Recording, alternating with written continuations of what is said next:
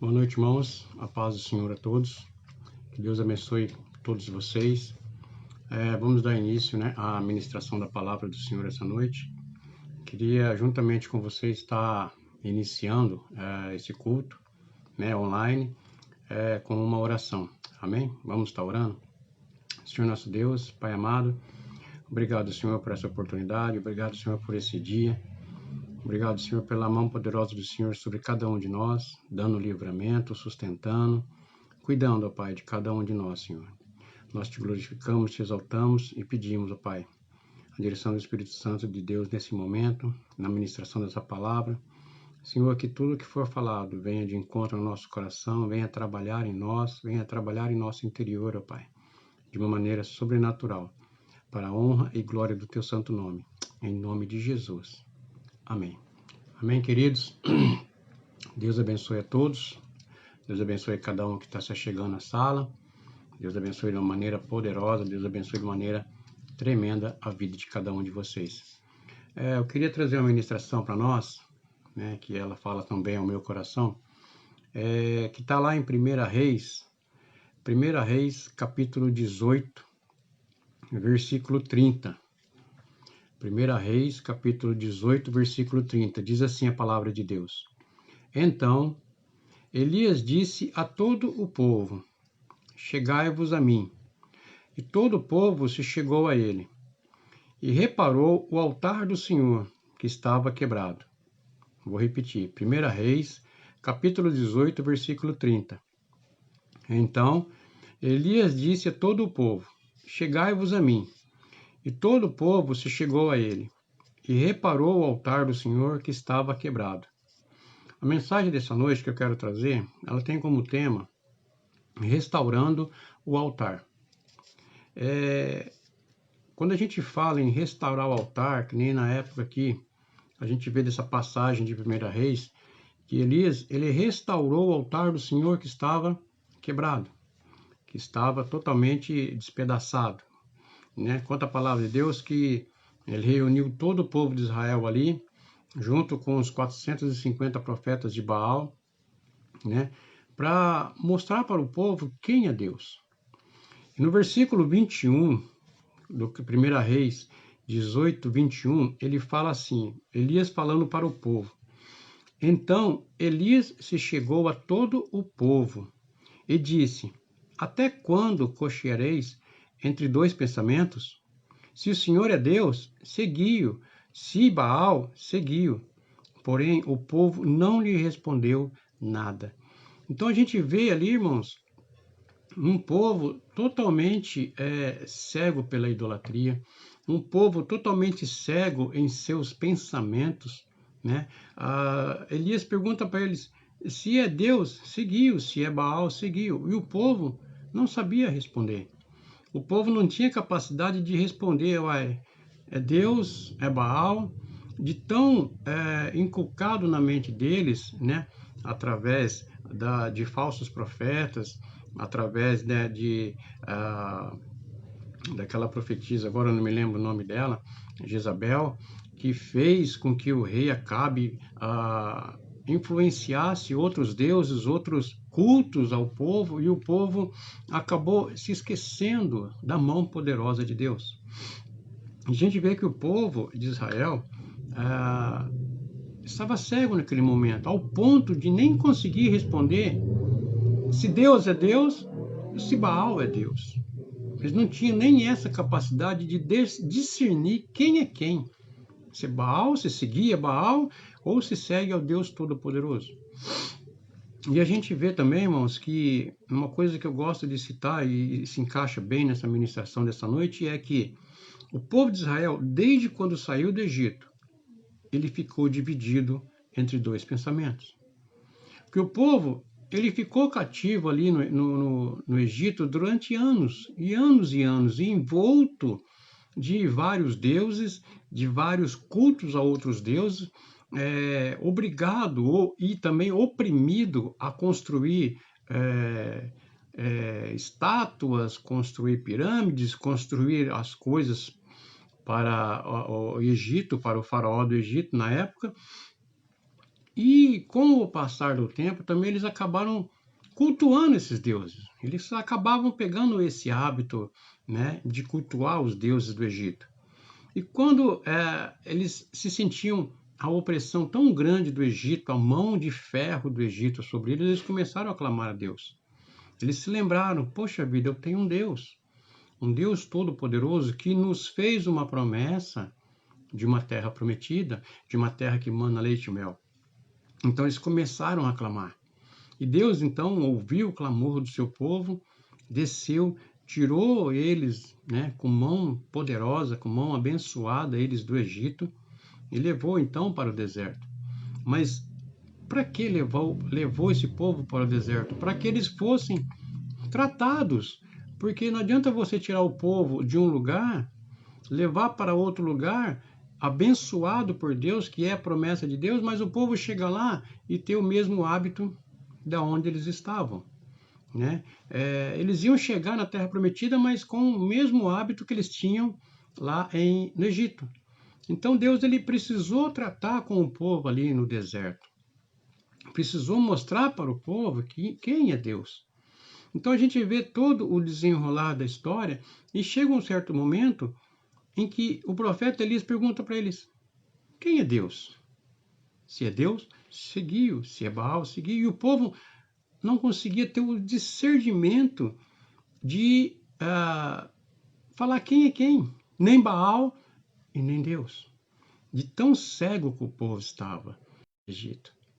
Eles viram que, com o passar, a gente vê que o povo buscava o Senhor.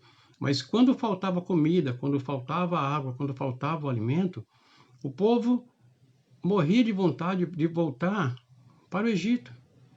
Então, Deus ele permitiu algumas coisas porque era um povo, irmãos, era um povo desobediente a Deus. Era um povo idólatra porque carregava ainda os costumes do Egito, os deuses que eles idolatravam no Egito, os hábitos que eles tinham no Egito. Tanto é que quando, em determinado momento, eles chegaram para Moisés e falaram: olha, por que nos tiraste do Egito para morrer nesse deserto?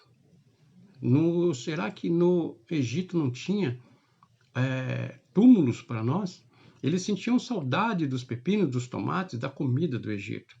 Mas Deus permitiu que eles passassem por esse deserto para que eles fossem trabalhados, para que eles reconhecessem quem é Deus. E quando Elias pergunta para eles se é Deus, seguiu, se não Deus, tinha uma dúvida na cabeça do povo. O povo tinha dúvidas de quem era o verdadeiro Deus. E a gente vê que nós precisamos, nos dias de hoje, né, muitas pessoas às vezes têm essa dúvida: quem é Deus? O Deus Todo-Poderoso que meus pais contaram para mim, que meus avós contaram para mim, ou o Deus que as pessoas estão criando hoje, com uma certa idolatria, com um certo fanatismo, ou o Deus que tem cuidado de nós? As pessoas têm se esquecido disso, sabe? E muitas das vezes, quando vão para a igreja ou se convertem, são batizados, eles glorificam a Deus a princípio. Mas em determinado momento eles começam a passar por dificuldades, começam a passar por lutas. Então eles começam a lembrar do passado. Mas, poxa vida, quando eu não era crente, não estava no mundo, as coisas não aconteciam desse jeito. Mas agora que eu sou crente, as coisas acontecem. Então elas começam a olhar para o passado, começam a olhar para trás. Mas elas se esquecem que Deus tem abençoado, que Deus tem curado, que Deus tem restaurado, né? Tem um texto em João capítulo 21, versículo 3, diz assim a palavra de Deus: disse-lhes Simão Pedro: vou pescar. Disseram-lhe eles: também nós vamos contigo. E foram e subiram logo para o barco. E naquela noite nada pescaram.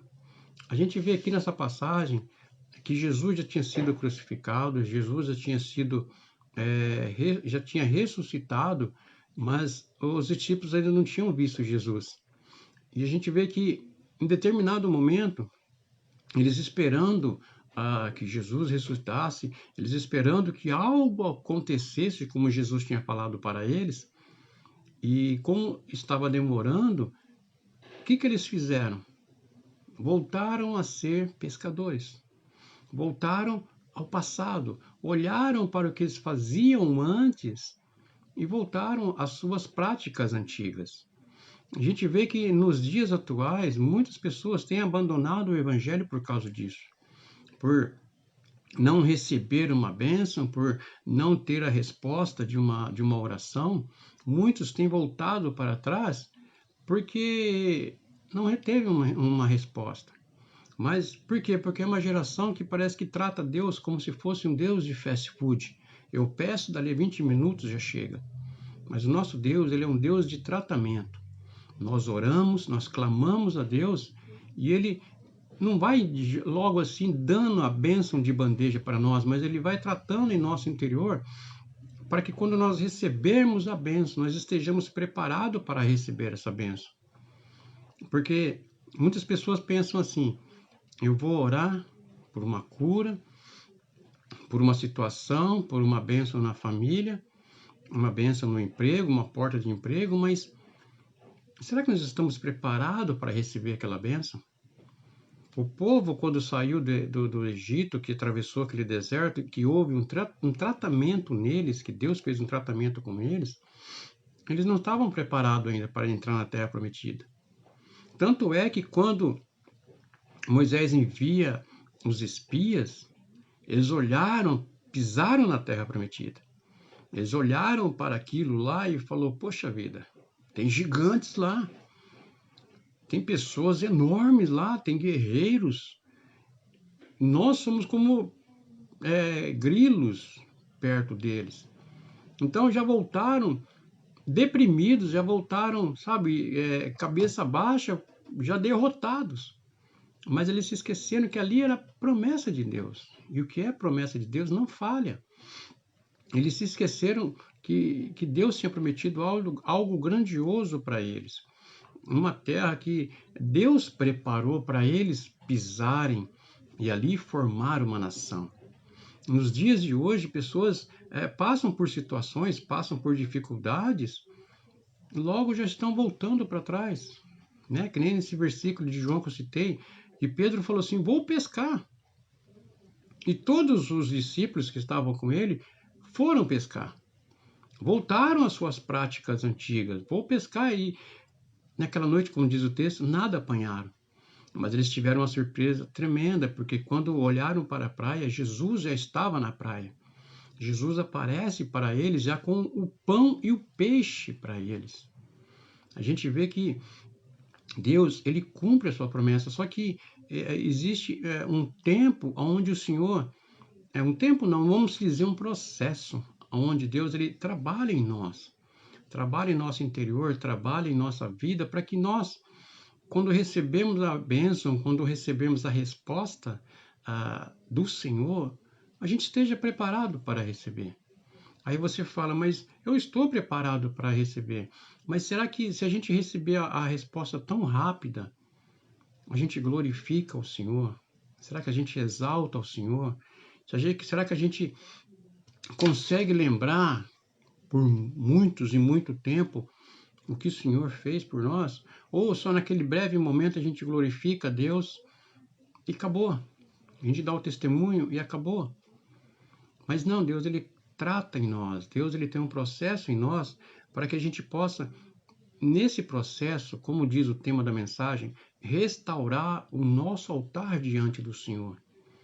Porque também nesse processo, irmãos, ele chama todo o povo e ele restaura o altar que estava em ação ao Deus Todo-Poderoso. As pessoas foram abandonando o altar de Deus. E aquele altar, então, como diz o texto, o versículo, ele estava quebrado. O que eu quero trazer, que eu quero aqui trazer para nós, para que a gente possa entender a restauração de um altar. O altar, irmãos, ele é um lugar de confissão. Ele é um lugar de sacrifício. O altar, ele é um lugar de perdão, de arrependimento, sabe? De libertação, de cura. E aí eu torno a perguntar, como está o nosso altar? Como está o altar do Senhor que nós temos dentro do nosso coração? Será que quando eu receber a resposta de uma cura, eu receber a bênção de uma cura, um livramento, eu vou proclamar, adorar, glorificar o nome de Deus nesse altar? Como está o meu altar diante de Deus? Eu preciso, sabe, analisar, olhar para dentro de mim e falar: esse altar aqui é um altar de adoração. Esse altar aqui é um altar de perdão. Muitos crentes, muitos cristãos são perseguidos hoje, nos dias de hoje, e não conseguem liberar perdão. Não conseguem gerar um sacrifício para Deus. Não conseguem confessar a Deus o seu pecado. Está no pecado e não consegue confessar a Deus o seu pecado. Altar é para isso, é você chegar diante do Senhor, se ajoelhar e falar: Senhor, eu pequei. Senhor, eu errei. Senhor, a Ti eu confesso o meu pecado. O pecado confessado é pecado perdoado. E altar, quando você chega diante do Senhor com o seu altar restaurado, com o seu altar pronto para adoração, para confissão, para arrependimento, o Senhor trabalha em nós. O Senhor trabalha em nosso coração, em nosso interior. Sabe, passamos por lutas, passamos por perseguições, sim, mas eu não posso deixar que esse altar seja destruído, seja quebrado por eu não dar atenção a esse altar, porque na correria do dia a dia eu tenho que fazer isso, eu tenho que trabalhar, eu tenho que estudar, eu tenho que cuidar da casa. E como está o altar de Deus? Como está o seu altar diante do Senhor? Altar, que nem eu falei, é lugar de libertação, é lugar de cura, principalmente é lugar de adoração ao Senhor. Em Isaías, capítulo 6, vocês todos conhecem essa passagem, versículos 5 e 6, ele diz assim: Então disse eu, ai de mim, que vou perecendo, porque eu sou um homem de lábios impuros e habito no meio de um povo de impuros lábios. E os meus olhos viram o Rei, o Senhor dos Exércitos. Mas um dos serafins voou para mim, trazendo na sua mão uma brasa viva que tirara do altar com uma tenaz. Irmãos, a gente vê esse texto de Isaías, um texto maravilhoso, um texto tremendo, que Isaías, como diz o texto aqui, ele confessa que ele é uma pessoa de impuros lábios. Ele confessa que ele é uma pessoa que habita no meio de povo de impuros lábios. E ele fala assim: e os meus olhos viram o Rei, o Senhor dos Exércitos. Então, ele automaticamente, quando ele tem essa visão, ele já confessa o seu erro, ele já confessa o seu pecado, ele já confessa os seus lábios impuros, né? Mas existe pensamentos impuros, existe desejos impuros, existe um coração impuro, um coração voltado para as coisas malignas.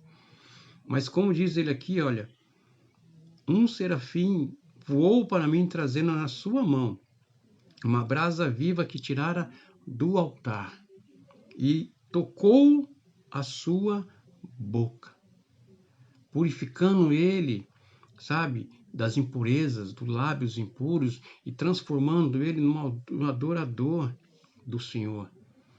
E nós sabemos que quando nós restauramos o nosso altar diante de Deus, ele nos purifica, ele nos cura, ele nos liberta de coisas que a gente se prende por achar que aquilo ali tem mais valor do que estar na presença de Deus, do que seguir ao Senhor.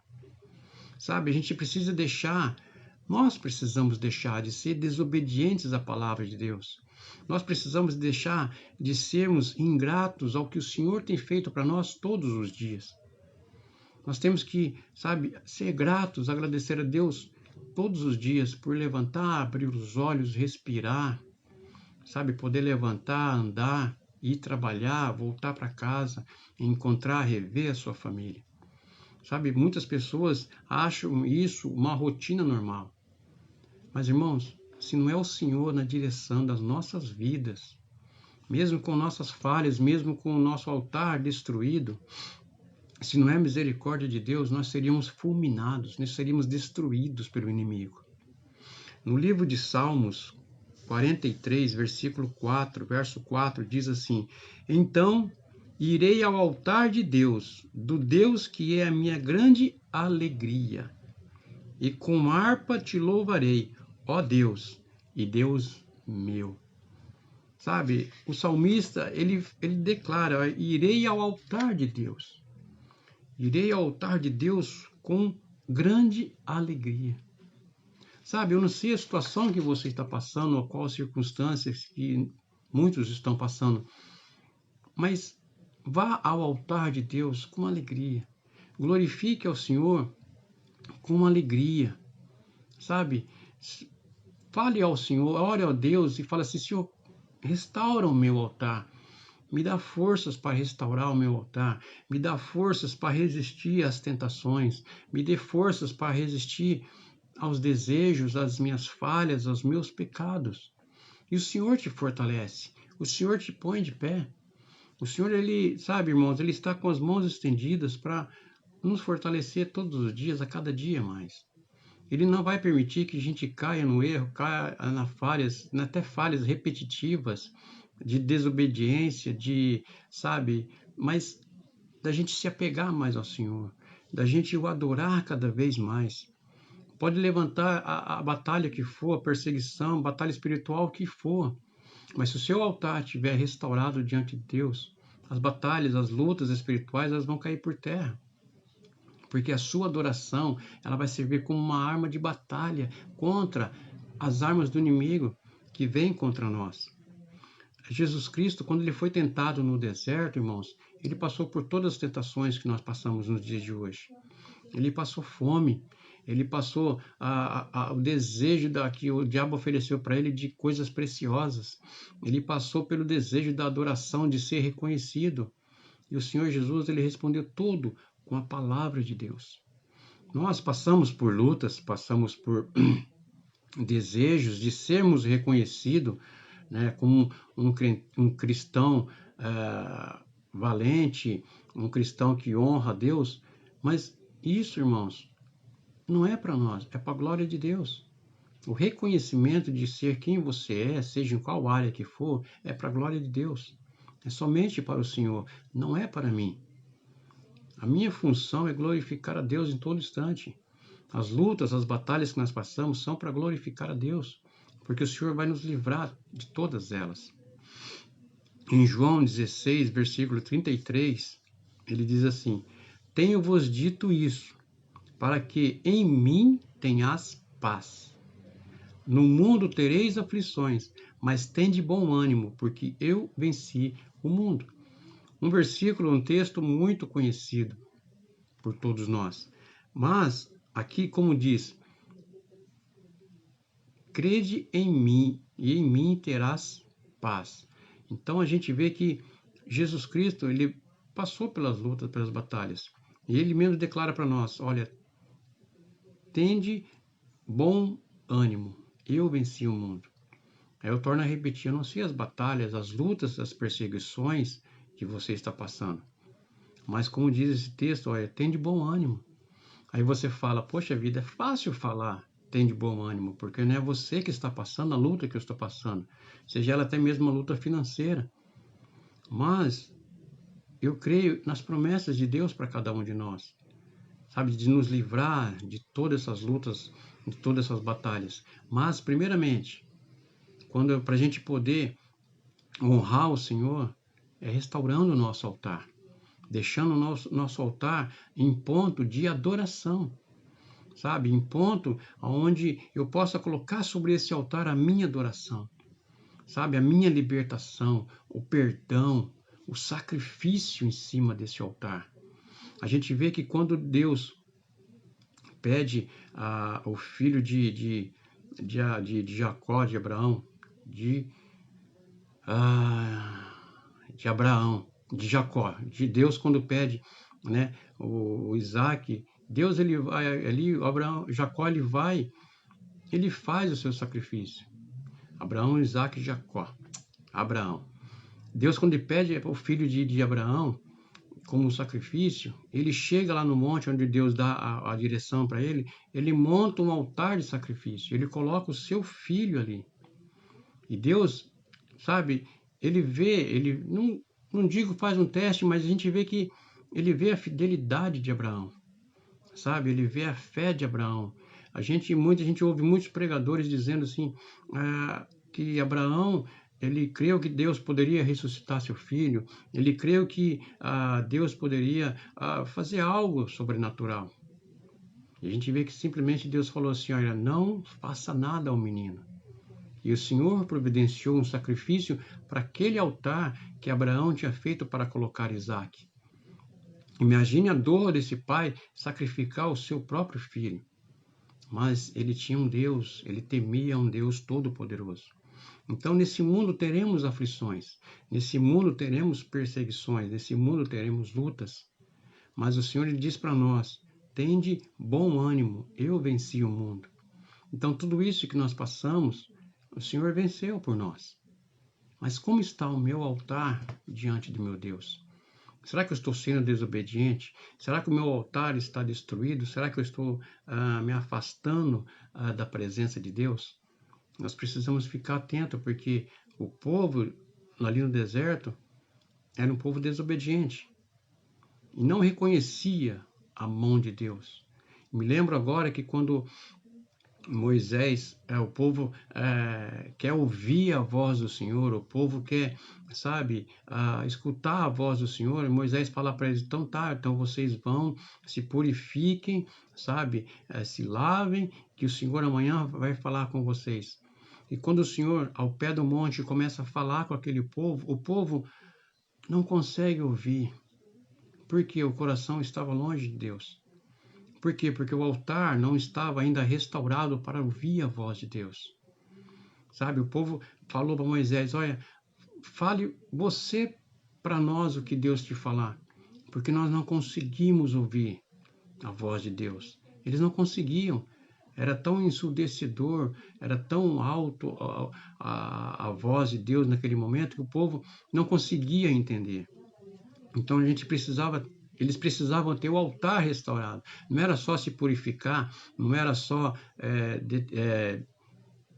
jejuar para poder ouvir a voz de Deus, mas restaurar o altar. E nós precisamos essa noite restaurar o altar diante de Deus. Sabe, pedir ao Senhor que nós possamos estar com nossos ouvidos espirituais abertos, com o nosso altar restaurado diante de Deus.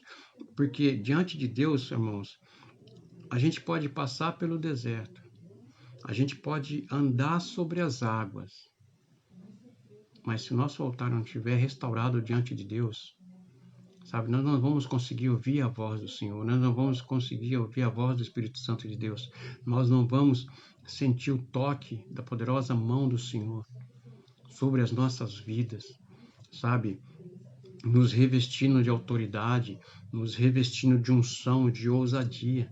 Então nós precisamos restaurar o nosso altar. E eu falo isso a começar em mim, restaurar o nosso altar para que a gente possa poder ouvir a voz do Senhor, que a gente possa chegar nesse altar e falar, Senhor, me perdoa. Senhor, eu pequei. Senhor, eu falhei. Mas eu quero restaurar a comunhão com o Senhor. Eu quero te adorar. Eu quero te exaltar. Eu quero engrandecer o teu santo nome. Nós precisamos restaurar esse altar, irmãos. Um versículo que eu quero colocar como para concluir, está lá em Êxodo, capítulo 17, versículo 15. Diz assim, e Moisés edificou um altar e chamou o seu nome, o Senhor é a minha bandeira. Qual tem sido a sua bandeira? O que tem te atraído mais? Ou o que tem te afastado da presença de Deus? É a correria do dia a dia? É as conquistas, os sonhos? Se for conquistas em cima da palavra de Deus, em cima da promessa de Deus, glórias a Jesus. Quais são os seus sonhos? São os sonhos de Deus? Glórias a Deus por isso. Mas Jesus Cristo tem sido a sua bandeira? Ou o seu trabalho tem sido a sua bandeira? Ou as suas conquistas pessoais, humanas, carnais têm sido a sua bandeira? Um altar restaurado A gente vai reconhecer que somente o Senhor é a nossa bandeira. Ele é o nosso Jeová Rafá. Ele é o Deus que cura. Ele é o Deus que nos restaura. Ele é o Deus que nos dá a direção em todas as coisas. Então nós precisamos restaurar o nosso altar. Eu não sei como está o seu altar, mas você sabe. Eu sei como está o meu. Precisa ser restaurado? Precisa ser restaurado todos os dias. Para que ele estando quebrado, isso não afaste da presença de Deus. Isso não me tire da presença de Deus. Então, todos os dias nós precisamos, Senhor, eu preciso restaurar o altar. Senhor, eu preciso restaurar o altar. Todos os dias. Para que eu possa, em cima desse altar, adorar esse Deus. Porque a gente vê que na passagem de Elias, ele restaurou o altar, ele abriu um rego em volta desse altar, derramou água 3 vezes, colocou o sacrifício sobre esse altar. E ele clamou a Deus. E o Senhor respondeu com fogo. Mas por quê? Porque o altar estava restaurado. O altar estava pronto para o sacrifício. O altar estava pronto para a cura, para a libertação. Entendeu? Então é isso que nós precisamos ter na nossa mente. Como está o meu altar hoje diante do Senhor? Precisa ser restaurado? Então eu vou restaurar. Para que eu possa adorá-lo. Para que eu possa colocar sobre ele o perdão, a cura, o sacrifício. Sabe? E Deus responder com fogo. E Deus responder com ousadia. E Deus responder com unção. E Deus responder com autoridade. E nós vamos dar testemunho do que o Senhor tem feito. Das maravilhas que o Senhor tem feito. Assim como o povo de Israel reconheceu quando viu o Senhor respondendo com fogo.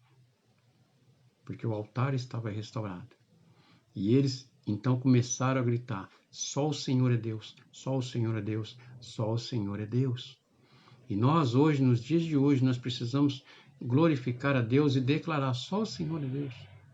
Não existe um outro Deus, não há outro Deus. Eu não tenho dúvidas que não há um outro Deus. Eu não vou ficar dividido entre 2 pensamentos: as minhas conquistas ou o meu Deus. Não, somente a Deus. Porque eu sei que em Deus eu tudo posso. Em Deus eu tudo tenho, porque vem dele.